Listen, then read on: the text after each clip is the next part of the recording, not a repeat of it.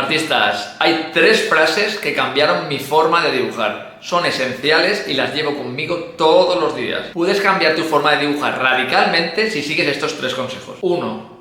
Mira mejor, dibujarás mejor. 2. Geometriza las formas. Y 3. Ve siempre de lo general a lo particular. Puede parecer una tontería lo de mira mejor, dibujarás mejor, pero es eficaz 100%. ¿Qué quiere decir? A ver, obviamente cuando miramos no estamos mirando mal. Lo único que no estamos mirando de la manera que se debe mirar. Es decir, de normal, si tenemos un modelo delante, nos ponemos a verlo y ¿qué hacemos?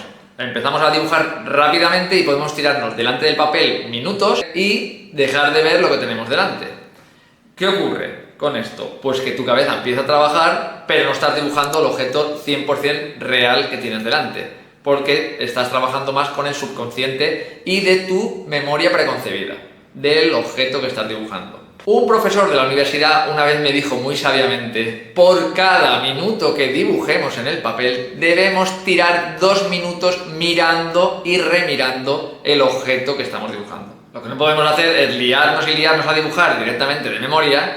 ¿Por qué? Porque lo que haces automáticamente es crear algo que no se parece prácticamente nada al modelo que tienes delante. Es muy importante que te tires tu tiempo mirando el modelo para analizar cómo son sus formas, cómo incide la luz, cómo es su perspectiva. Todo eso va a hacer que después se proyecte en tu dibujo y gane muchísima más credibilidad. Si haces caso de este primer consejo tan sencillo y tan básico, vas a poder llevar tus dibujos a otro nivel. Segunda cosa importante que quiero que tengas en la cabeza para siempre y que la tomes siempre que vayas a afrontar un dibujo, que no es otra que la de geometrizar las formas. Cuando empecemos a dibujar sin tener en cuenta este consejo, lo que hacemos es empezar ya a hacer formas curvas y cosas que son muy difíciles de encajar de por sí solas. Si por el contrario lo que hacemos es, vale, me paro a pensar, miro el dibujo que tengo delante y lo que hago es intentar simplificarlo en formas geométricas como líneas rectas, que pueden ser rectángulos, cuadrados, y otras líneas curvas como pueden ser los óvalos o círculos, todas esas formas, si las hacemos simples desde un principio, nos es mucho más sencillo encajar y que se parezca mucho más al modelo real. Si tú haces bien estas formas geométricas iniciales, lo que vas a hacer es tener un dibujo con mucho mayor peso y mucho más proporcionado. Tercer consejo que quiero que ya se os meta en vuestra mente forever: ve siempre de lo general a lo particular. Somos especialistas, yo el primero, que si no nos paramos a pensar y a organizarnos el trabajo, empezamos a hacer el brillito del ojo antes de tener, por ejemplo, la estructura bien definida de lo que sería la cabeza.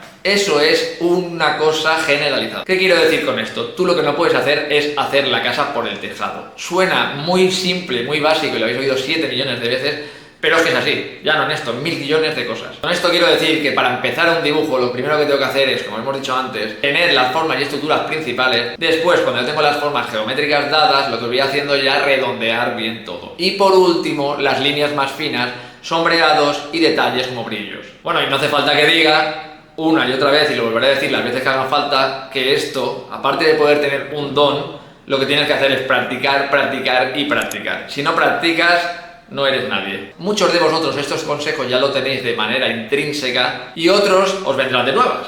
Pero lo que sí que me gustaría es que me pusierais en comentarios si os han servido, si no os han servido, o si tenéis otro tipo de consejos que puedan complementar estos 3 consejos tan básicos y tan fuertes que os traigo a día de hoy. Muchísimas gracias por ver el vídeo y no os olvidéis nunca de ser siempre creativo.